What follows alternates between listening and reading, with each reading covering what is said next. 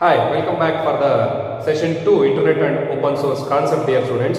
In the previous class we discussed about Internet and Open Source concepts introduction and also some features and characteristics of the open source concepts and also Internet elementary concepts about the Internet and also open source concepts, dear students.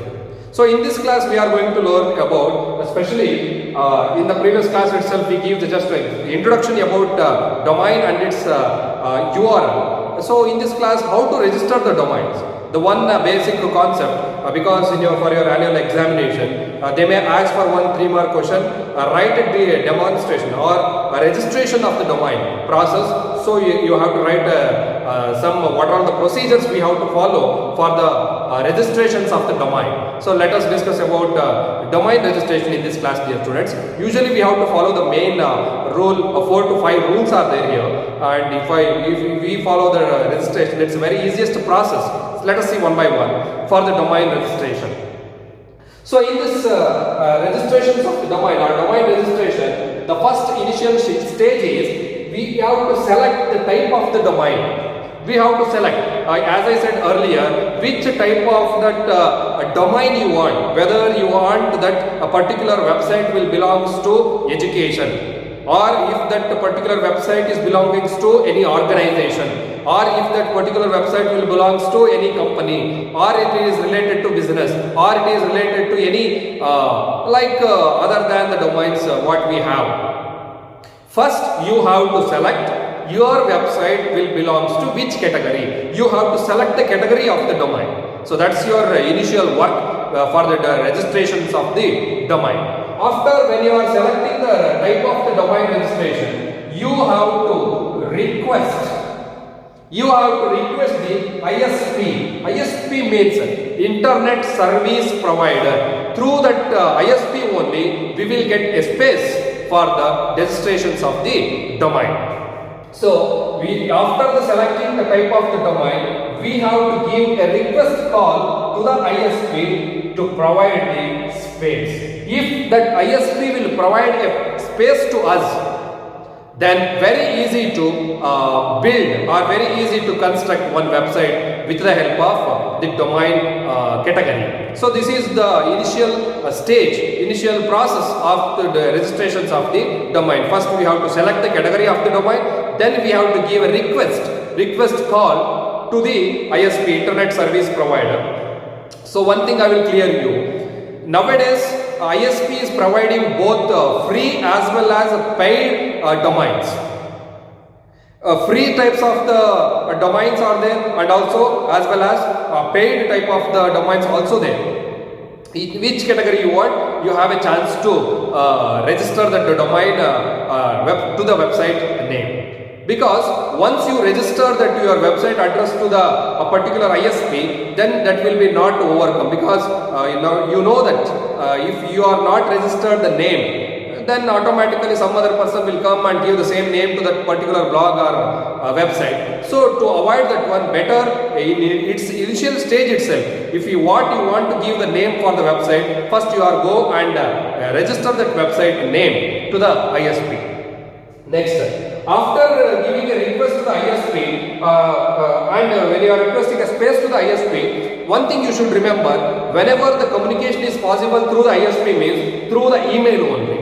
If you want to communicate with the ISP, that is through email only. So that is what we call as Internet Service Provider will communicate with the common user through the emails, because you have a proof when you are requesting a space, when you are given amount to the ISP, when they are providing a space after that registration process, everything you will get one soft copy about that one. So that will be a proof for the requesting. After the requesting of the ISP to the space, then you have to pay an amount. You have to pay an amount to the ISP based on your request. The amount may be vary for some particular types of the websites.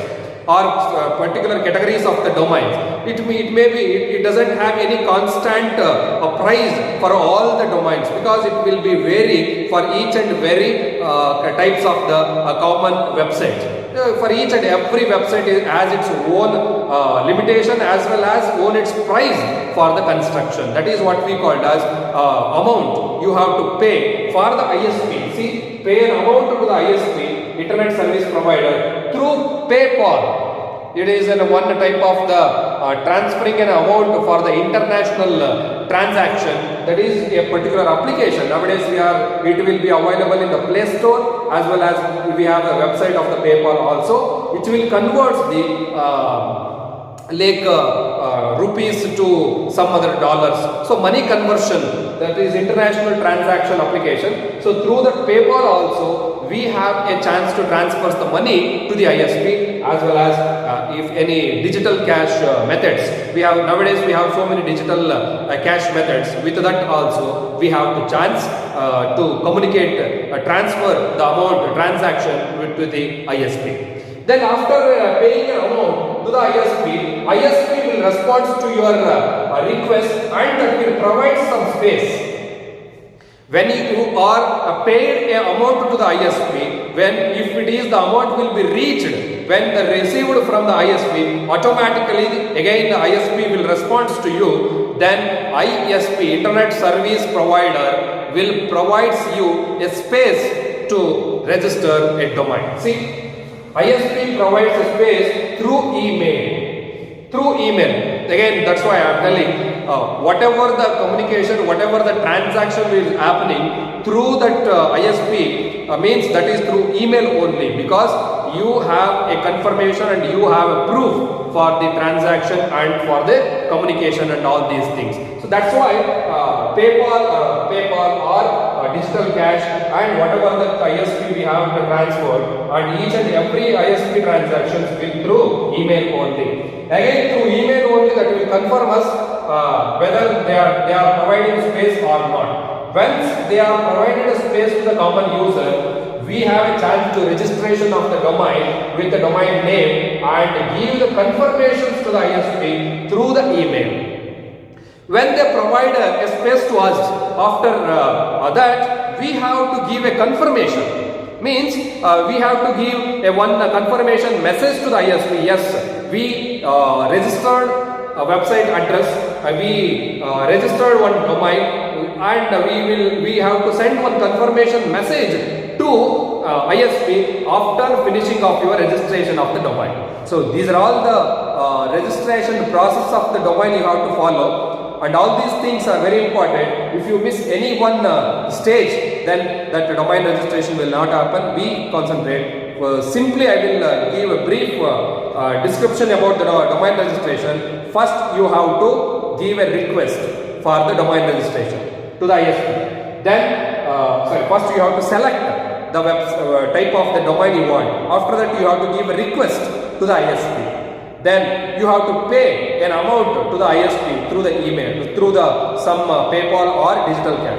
After the payment, the ISP will provide you space through the email. And once the ISP will provide a space to you, then you have a chance to register your domain. And also finally you have to give a confirmation. Yes, we are registered a domain through this name or through this type of the domain. After that, this process will be complete. Then after this domain registration, we are going to one more very important concept, and also nowadays this is very common business, that is what we call as e-commerce. So if I come into the e-commerce, nowadays it's a very trending business, and also e-commerce website. Nowadays we have so many websites for the buying and selling goods with the help of the e-commerce. So definition, if I want to set about for the e-commerce means buying or selling a product with the help of any electronic devices like a mobile or a computer. This kinds of the business, this kinds of the transaction is what we call as e-commerce. So buying and selling with the help of any electronics, this is what we call as e-commerce. So we have so many types in the e-commerce also. So let us see what are all the types of the e-commerce we have. See one by one. In e-commerce, that is some B2B, business to business, business to consumer, C2B, consumer to business, and C2C, consumer to consumer. These kinds of the categories we have. So now I will give one small example. Through that example, you have a chance to understand what is B2B, B2C, and what is C2B and C2C also. So when we are coming to the B2B, business to business, see here there is no consumer directly in this particular type. Here, business to business means here, for example, we have one. A company like manufacturing a automobiles company like if I coming to the any Hero Honda company, through that Hero Honda company, for the Hero Honda company, the engine will be supplied from again one more company, that is from the Japan. The Honda company will provides a engine to Hero company. So previously this is happening. And nowadays these two companies are separated. That is a different issue. But like that, see, one company will provides is business means it will supply the engines to one more company. So this type of the e-commerce is what we call as B2B, business to business. Here there is not at all link the consumers. There is not at all customers or consumers are directly linked with this type of the category. One company supplies is products to one more company, and that company, by using that product, again they are going to manufacture some other products. So that is what we call as B2B. Then B2C, business to consumer. Now I will come to the one more company. If you want to call that Hero Honda or Honda company, after a manufacturing of one bike, that will be sold to one customer. So that is what we call as that business is what we call directly linked to that one customer. So this is what we call as B2C, business to consumer. Then C2B, consumers to your business. Here reverse process of the B2C. C2B is one person in his home. I think you just remember. Just glance like this.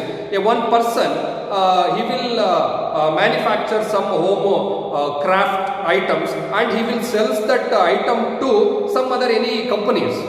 For example, nowadays we are able to watch from the home only. So many people are doing a business, and so from the home only they are manufactured some items and they are sold to one company. So that is what we call as C2B. And C2C, this is what direct to consumer link. One person will manufactures or prepares one item, and he will sell to some other people directly without any company, without any platform. Directly he will sell to one person. So that is what we call as consumers to consumer, C2C. So this will be in types of the e-commerce. So many categories we saw. For all these categories, the business is happening. But when we are coming to the e-commerce, this is what we call as a buying and selling with the help of the electronics. In that electronics, it may be in a computer, it may be in a mobile or any electronic device if you are using. So this will be an e-commerce. And also some websites like e-commerce. Nowadays we are having so many websites. Now I will write some examples of e-commerce official websites like Amazon, Flipkart, Snapdeal,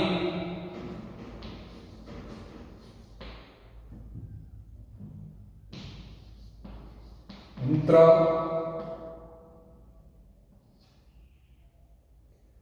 and OLX, Alibaba. So like that we have so many websites that will provide the e-commerce to us. because when we are coming to the e-commerce advantages and disadvantages, we have a list of advantages, dear students. So if I want to explain what are the advantages of the e-commerce, generally you know, if you want to purchase, assume, if you want to purchase a one mobile from the shop, what you will do? You have to go to the shop directly. You have to visit that shop. Then you have to spend a time for the traveling. You have to pay an amount for that extra for the retailer charges, and also some selection process. You will not get any huge collection, and you have some own limitations in that particular shop when you are directly want to purchase that a mobile in your shop. So if you coming to that one online shopping, in your mobile you have an option which type of the mobile you want. Sorting application will come.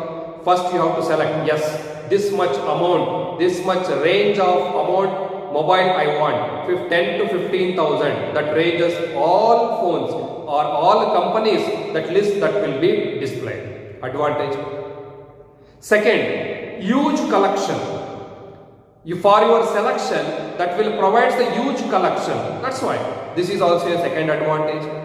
And when you are watching all these selections in your through mobile only, then no require of amount to pay that one, no require of extra time to see that one, and there is not a lot much limitations when you are watching for selection. Comparison, very importantly, you will get very comparisons with one phone to another phone, what all the pros and cons of the phones, that is what we call as all these features will be available through the e-commerce.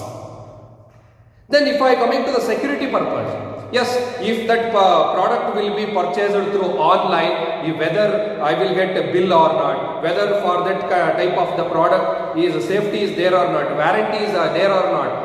Nowadays you don't bother about all these things, because almost all e-commerce sites, they are providing a consumer satisfaction. If they are not fulfill your customer requirements, you have a chance to case against, you have a chance to protect against that company through the consumer courts. Nowadays so many options are available nowadays. That's why don't worry to purchase the online product. Nowadays it will be a better platform to purchase or to sell the products through online. It is very easy and customizable, and also very reliable, and also very useful to you. So these are all the advantages. Then if all these things, not only these are all the advantages, one more very important advantage I forgot. When you are purchased the e-commerce website, that price also very much affordable. When you are comparing that price with some other retail shop, automatically the price is very affordable. It's very less than a retail shop, because that product will be available to you directly from the companies, directly from the what the owners of the company, directly that will be available to you through that companies. That's why there is no retailers charges and tax and all these things. That's why that product price also that is affordable to the users. That's also one major advantage. Security, you are getting e-bills. Electronic bills also available, so no need to worry for the security purpose. And also service. So very importantly, for some electronic devices you need a service. If any products like TV, a washing machine, fridge, or its mobile also, you need a service. So from the e-commerce website, if you purchased any product, definitely you will get service options also. With the help of some e-commerce service vendors are there in almost all district level or taluk level centers, that service facility is also available. That, and also one more useful advantage is customer support. Customer support, when you are calling about that product, if anything problems if you are facing through the that product, yes, customer support also available from that particular e-commerce website. So it's very advantageous, dear students.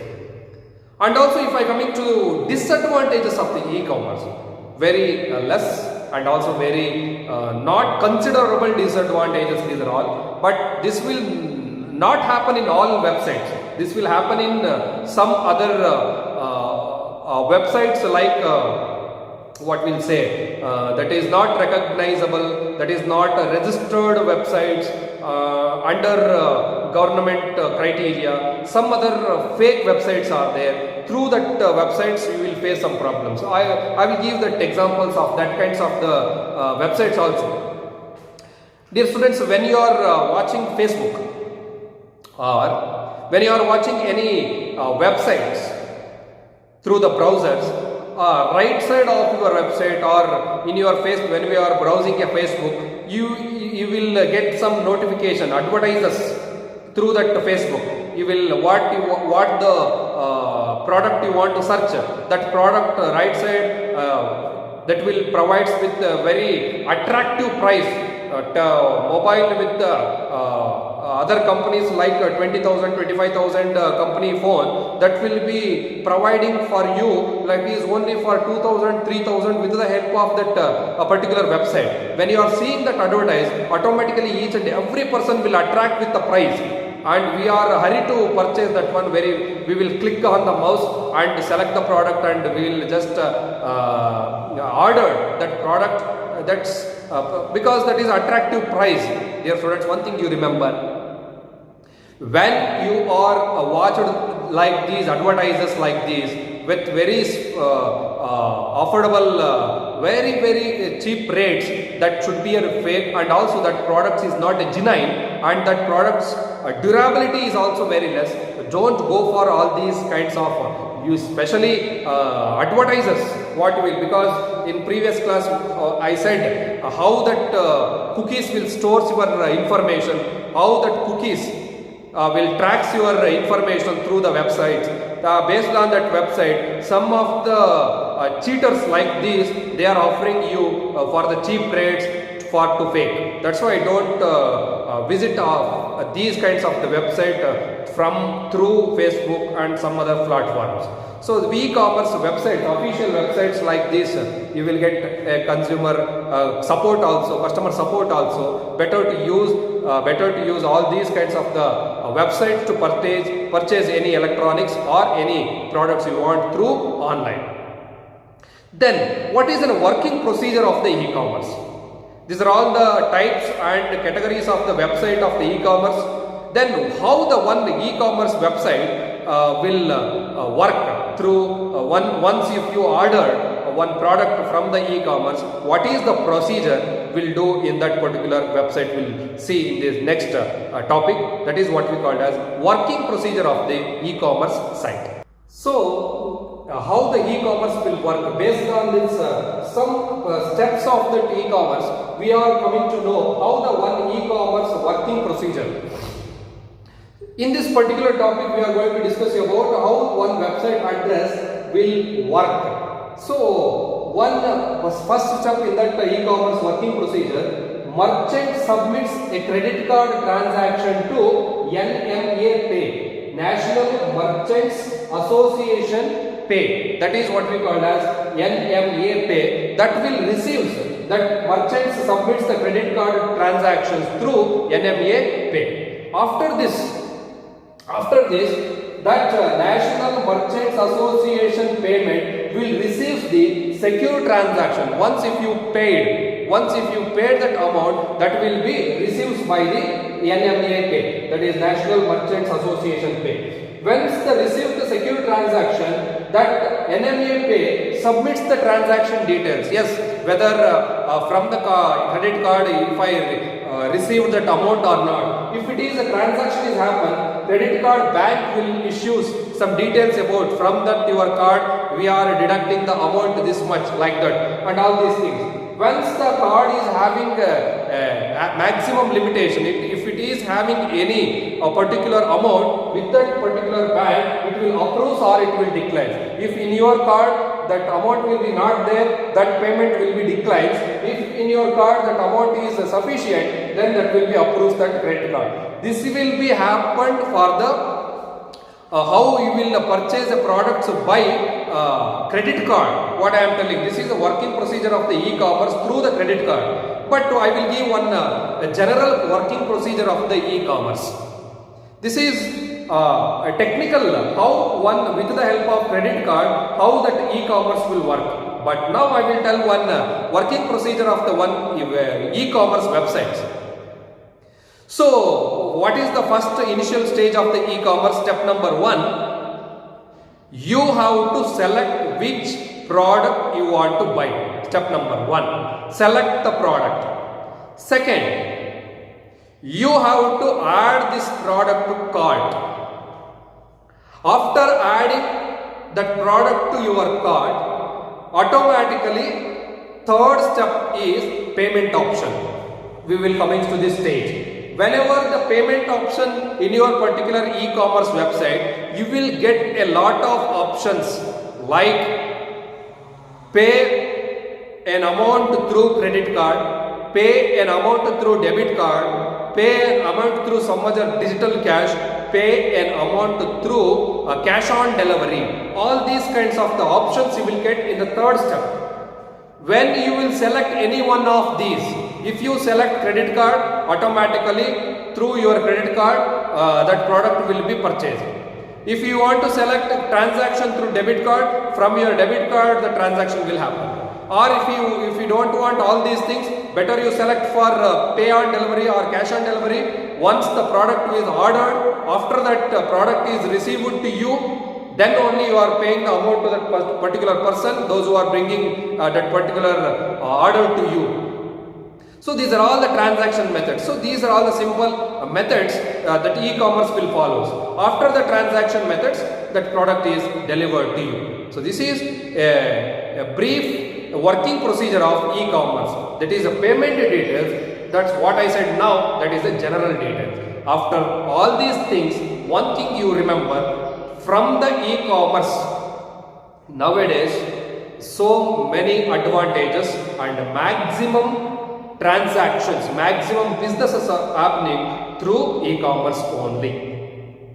After this, we are going to one more final topic of this chapter, that is what we called as IPR issues, that is intellectual property rights.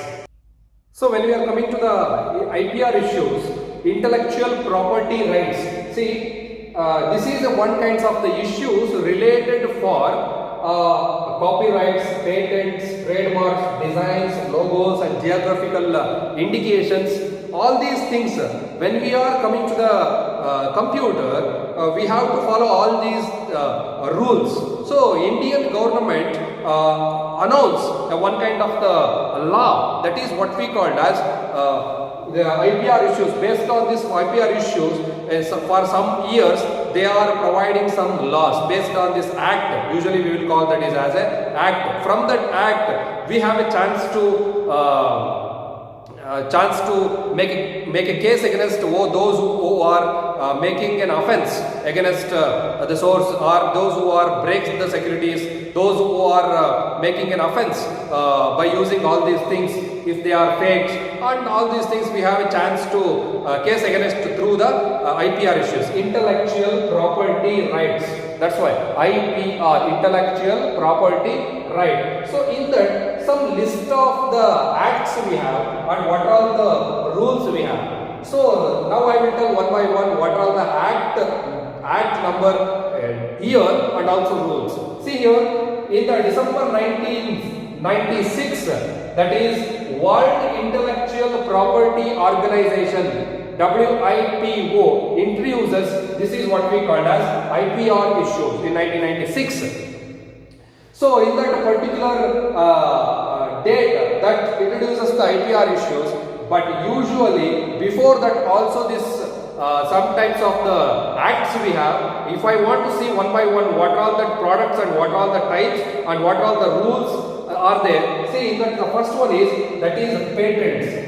The Patent Act is introduced in the Act number 1970. The rules are in 2003. That is applicable from the 2003. The Act is 1970 Patent Act. So patent means, you know, once one person will manufacture some item, and with he have all the source items, he have a chance, he have a features of all the product details. If he sells to one person and he has taken a patent from that original person, he has to pay an amount to that particular person, those who are buyer. That is what we call as patent. Then copyright, usually you will see this copyright in your all textbooks and all these usually for writing purpose copyrights. If you are able to see in your textbook page, first page itself, some publication copyright like C, like that symbol is there. That means that whatever that concept, whatever that text they are entered in that particular book, that should be related to that person, and he will be the legal rights to change or sell or modify anything want to change. He is the authorized person. That's what that symbol will say, that is copyright. That act is introduces, the act name is that is what we call as 1957. That rule is around 2000. And also like trademarks, in the 1999 the rule will be applied in 2002. Trademarks means if you want to make a business through the trademarks, symbols what you are using to power the business, that is what we call as trademarks. So that is also the Act number 1999, Trademark Act. The rules will be begin in the 2002. And the designs in the 1999 Act, the designs also, designs, trademarks, logos and geographical indication, it will be come under in one category. Logos, you know, as I said previously, for example, if it is a Maruti Suzuki company, that the logo is like yes, or like this Maruti Suzuki. Like if it is in a Benz, that is with this three symbol, Benz. Like BMW, one logo with blue and white symbol, that is what BMW. And like Chevrolet, this is the symbol, Chevrolet. So like this Chevrolet, if you are coming to the Nissan symbol, here you are getting Nissan. So these are all the logos and geographical indications and also the designs. With the help of this, they are doing a business. So if you are making an illegal against these symbols or copying with the symbols, and if you are purchasing your own product without taking the permission, then that should be an offense. So all these kinds of the issues will cover under the IPR issues. Dear students, one thing you remember, no need to explain in depth with the IPR issues. Just you remember what is an IPR and what are the categories, patents, copyright, trademarks, design, logos, geographical. What are the categories of the IPR issues in India we have, and what are the act years and act name, rules and act names. If you know all these things, that is more than enough. By intellectual property right topic, we are concluding the internet and open source concept. It's very easy and also general topic. Dear students, be practice on this. I will send some questions to you and just give a reply for this class. Thank you.